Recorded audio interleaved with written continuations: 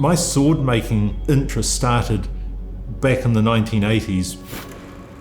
An interest in history got me inspired, and then I got into medieval reenactment. In New Zealand, that was difficult because there was nobody making swords, really. So I had to make my own. A lot of my learning process was making mistakes and learning how to not do that same mistake again. And it just grew slowly from there, and yeah, the rest is history. Starting in film on Lord of the Rings was definitely starting at the top. It's been more than 20 years since, and I've worked on a lot of productions. Lots of swords of different styles, steel swords, aluminium swords, yeah, hundreds of them. The Master Swordsmith collection started from an idea back in about 2009, revisiting the swords that I made working on Lord of the Rings, but now applying all the things I've learned, including another 20 years of just precision work and extra experience. And for me it was a great thing, because one of the joys of making the Master Swordsmith collection is being able to make replicas of the swords for collectors. These are fully functional swords, even though they're also film props and they're pieces of art, and that they can look at them and get to appreciate a new aspect of them each time. I've been thinking for years about what happens when I retire, because I'm getting older.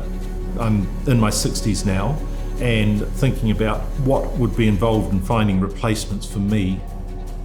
The things I was looking for were people that had, say, a background in medieval reenactment or metalworking, so they not only know a bit about what they're doing, they've got the enthusiasm already built in. And that's a pretty tough set of criteria. I was fortunate enough that Christopher came along about 7 years ago, who came from America from a Ren Fair background, and he had all the criteria that I was looking for somebody that was not just going to be keen to make stuff but want to do this as a career, which is quite a difference. In the case of Orgo, he came from the finishing department, and he was quite keen on knife and sword making, and he's got a very good eye for detail and precision.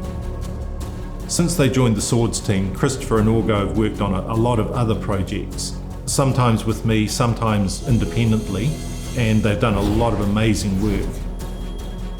Part of my role in the future is going to be passing on everything I know, and I'm looking forward to the collaboration with Christopher and Orgo, making Herogrim as the next sword in the Master Swordsmith collection, and then over time they will take up more and more of the load, and maybe one day I'll get to just stand to one side and critique.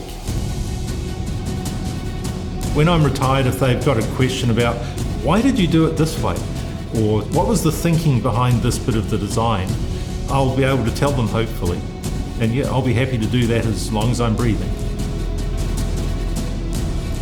With Christopher and Orgo, they pick up ideas from me, but in a lot of cases they're doing things that I've never done. There's a saying that the ultimate compliment to a master is to be surpassed by your apprentices. And I'm actually quite proud that they're going to be better at it than I was.